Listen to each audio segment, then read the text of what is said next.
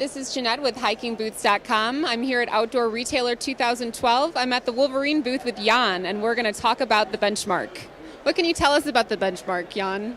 What we did is we looked at using how could we take out a lot of material and a lot of weight out of a boot, but have something that was extremely durable for that core consumer, somebody who's going to be out really putting a lot of use and abuse on the boots.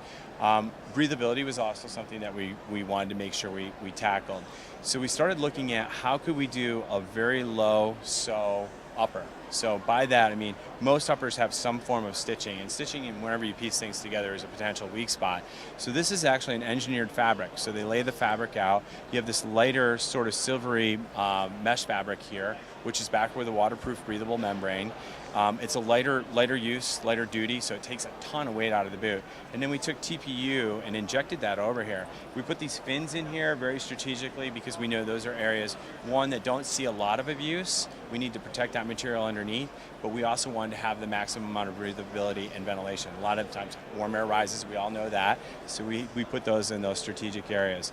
We then looked at the outsole, and we do a dual compound here. All the black is a very hard compound, so if you think of like, high wear radial tires or all season tires, the sticky part is on the orange. So we have a really great stick for wet rocks.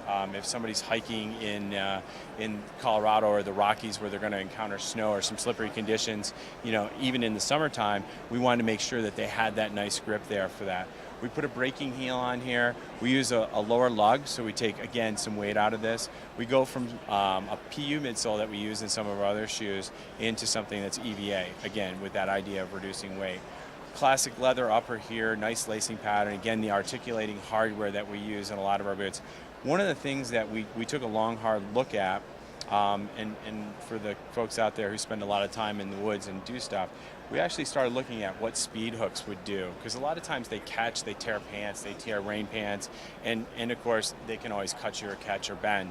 So we looked at using more of a traditional lace, opening it up a bit, but the nice thing with this is after you're done with a day of long hiking, you can open this up, and I'm not doing a very good job here of opening it all the way up, but you can wear this around camp fairly loose, more like a slip-on, like so many of the shoes that become those performance slip-ons. You don't have to worry about dragging your laces through the mud or through wet water, etc. And you still have that like super comfy pair of boots that you can just kind of trek around. Weight on these is just under 2 pounds for a pair, so we feel we really hit the sweet spot.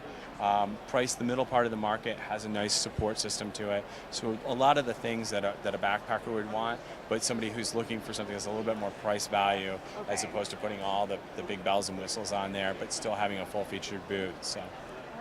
Great. Well, thank you so much, Jan. And this has been Jeanette with HikingBoots.com.